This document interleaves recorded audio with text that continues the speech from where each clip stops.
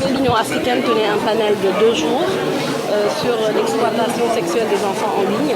Et c'est en marge de ce panel qu'il y avait aujourd'hui le lancement de ce rapport fait par ECPAT et par nos partenaires de la CONAF sur l'exploitation. Et ce qui se dessine aujourd'hui, c'est que cette exploitation est devenue un phénomène accru, malgré le fait que cela ne se voit pas peut-être de façon réelle tous les jours.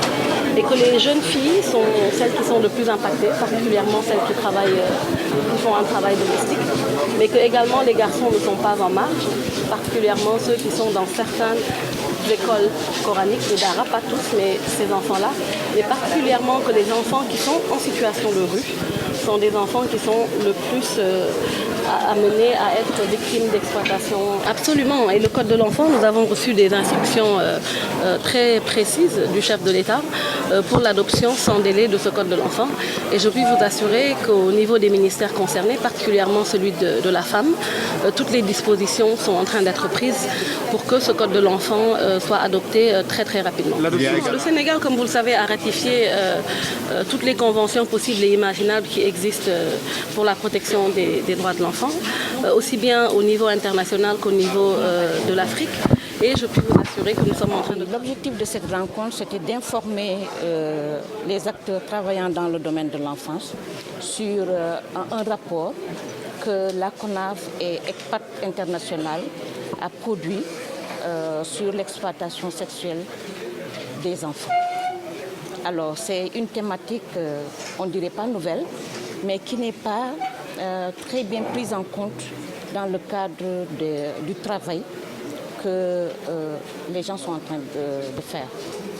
Alors, ce qui a permis à l'Union africaine de se retrouver ici pendant 3 jours pour discuter sur les stratégies, les politiques, les infrastructures de lutte pour lutter contre le travail des enfants en ligne.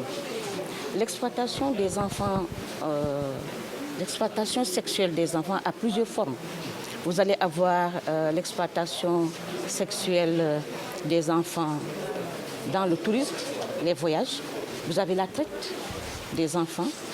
Vous avez aussi la prostitution, comme on le dit.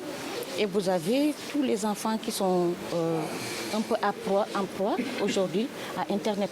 Donc c'est l'exploitation sexuelle des enfants en ligne. Donc il y a plusieurs profils. Et nous pensons que le rapport que nous avons produit pourrait aider les acteurs à pouvoir porter le plaidoyer, surtout nous, la société civile, mais également l'État, pour qu'il puisse prendre les mesures concrètes pour la protection. D'abord, en tant que société civile ou en tant qu'État. Si c'est en tant que société civile, c'est de voir comment on pourra trouver notre plateforme pour porter le plaidoyer en direction des autorités, mais également au niveau décentralisé. Nous travaillons beaucoup avec les collectivités locales et je pense que c'est à ce niveau-là qu'on pourrait beaucoup travailler et utiliser le portail qui va être lancé demain pour pouvoir faire le signalement. C'est ça le problème, comme je l'ai dit tantôt, on a un problème de données. Même si c'est 2 ou 3 acteurs qui font la collecte de données, mais nous pensons que l'État devrait faire une cartographie nationale de cette question-là pour pouvoir agir comme il faut dans ce domaine. Et donc pour nous, et même au niveau de l'Union africaine d'ailleurs, la question qui se pose en ce moment, c'est comment avoir les données fiables pour pouvoir adresser des réponses appropriées à des catégories d'enfants qui sont victimes. Parce que si vous avez l'exploitation en ligne, vous avez l'auteur qui est dans un autre pays et la victime est au Sénégal, par exemple. Et donc, vous voyez, il y a plusieurs pays qui peuvent être mis en contribution pour pouvoir... Pour l'instant, on ne peut pas l'avoir en chiffres. Mais c'est réel. On sait qu'il y a de l'exploitation sexuelle des enfants.